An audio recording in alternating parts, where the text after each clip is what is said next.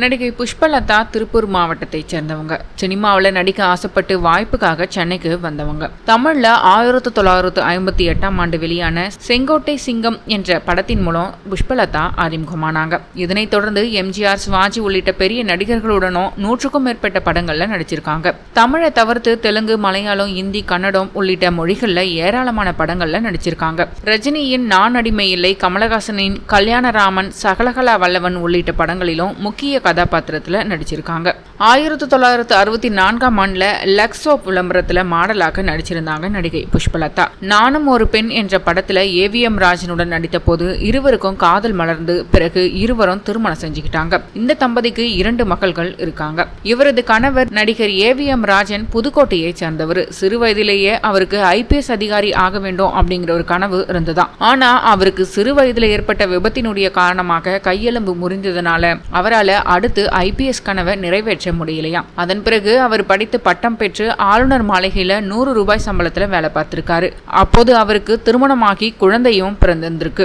100 ரூபாயை வைத்து குடும்பம் நடத்த சிரமப்பட்டிருக்காரு. இதனையடுத்து பாடலாசிரியர் ஒருவரின் அறிமுகம் கிடைத்ததை அடுத்து அவர் மூலமா சினிமாவில் வாய்ப்பு தேடி அலைஞ்சிருக்காரு. ஏவிஎம் ராஜனுக்கு முதலாக சிவகங்கை சீமை என்ற படத்துல நடிக்கக்கூடிய வாய்ப்பு கிடைச்சிருக்கு. இந்த படத்துல நடிக்க 250 ரூபாய் சம்பளம் கிடைச்சிருக்கு. ஆனா அவரது துர்தர்ஷ்டம், அந்த படத்துல அவரது காட்சிகள் நீக்கப்பட்டிருக்கு. இதனை அடுத்து அவர் ரொம்பவே போராட்டத்திற்கு பிறகு நானும் ஒரு பெண் என்ற திரைப்படத்துல SSRின் சகோதரராக நடிச்சிருந்தாரு. இந்த படத்துல அவருக்கு ஜோடியாக நடித்த நடிகை புஷ்பலதா தான் பின்னால அவரை திருமணம் செஞ்சுக்கிட்டாங்க.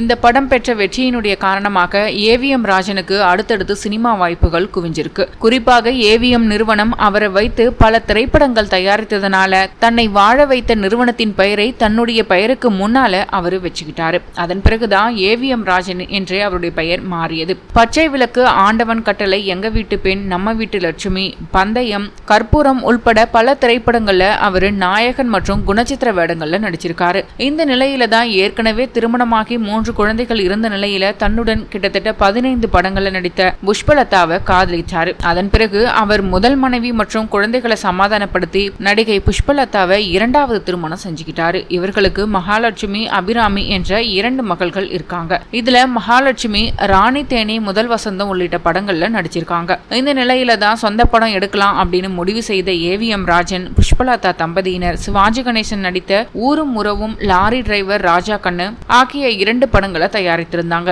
ஆனா அந்த 2 படங்களுமே தோல்வி அடைந்தது.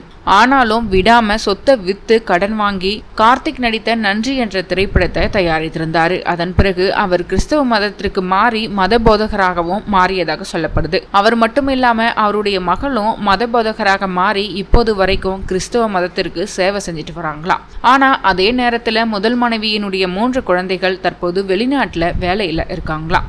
70களில் இருந்து ஏராளமான துணை கதாபாத்திரங்கள்ல நடித்த நடிகை புஷ்பலதா 1999ஆம் ஆண்டு முரளி நடிப்பில் வெளியான பூவாசம் என்ற படத்தில் கடைசியாக நடிச்சிருந்தாங்க. தற்பொழுது வயது மூப்பு காரணமாக பழம்பெரும் நடிகையும் நடிகர் ஏவிஎம் ராஜனின் மனைவியுமான புஷ்பலதா காலமாக்கியிருக்காங்க.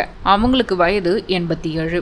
இவரது மறைவுக்கு பிரபலங்கள் பலரும் இரங்கல் தெரிவித்து வருகின்றனர். புஷ்பலதாவின் இறுதிச் சடங்கு சென்னையில் உள்ள அவரது வீட்டில் இன்று நடைபெறும் என்று தெரிவிக்கப்பட்டிருக்கு.